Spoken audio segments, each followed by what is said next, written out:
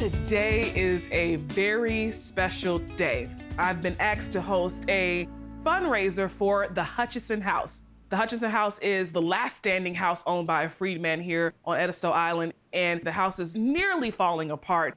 But I had to step in and help any way possible, and the best way I know how to help is tell my story and help through food. So I'm doing a dish that is a hallmark of Southern cuisine, cornmeal-crusted catfish. I need to get my catfish marinated before I get to the dinner site. I'm gonna marinate the catfish in milk, not buttermilk, but milk. Milk is not as heavy as buttermilk. Right here, I have about 10 whole fillets cut in half, so this is about 20 fillets. I'm adding my house seasoning to the catfish. It's just like my all-purpose seasoning. The reason I chose catfish is because it's traditionally Southern, but also because catfish was very inexpensive. And it was a great way to feed families for little to nothing. And like we go by in the Gullah tradition, we eat by the land and by the sea. And catfish is very easily accessible here in the South. So that's why I decided to use catfish. So not only are we telling a story through the Hutchinson House, we're also telling a story through food. Marinating catfish in milk not only gets the catfish seasoned, but it also helps that coating to stick on the fish right before I fry it. So that's mixed up. I'll fry these fresh when I get to the fundraiser.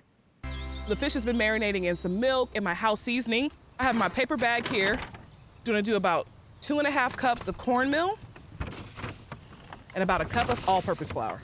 The cornmeal gives you more of a texture, a little more of that golden brown color. Got some of my house seasoning in there. When Henry Hutchinson, when his family was living in here, I'm pretty sure there was a lot of fish fries that happened on this property. And to be doing that right here just means a lot. I do a little bit at a time, don't want to overcrowd the bag. My mom always used a paper bag. Using a paper bag just coats it better. Whether it be chicken or fish, a paper bag is the way to go. They should fry for about 10 minutes, just depending on how thick your fillets are. My oil is set to 375. And you see the coating on there. It's not overly thick. It coats the fish just enough.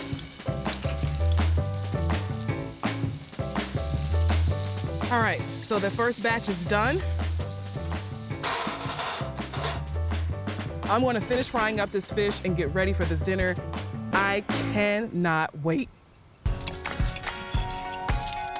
Oh, this catfish is great. Yeah. Thank you, Uncle Greg. Now, did you catch him? Miss Carol did not catch him, but I fried him. Well, you did good.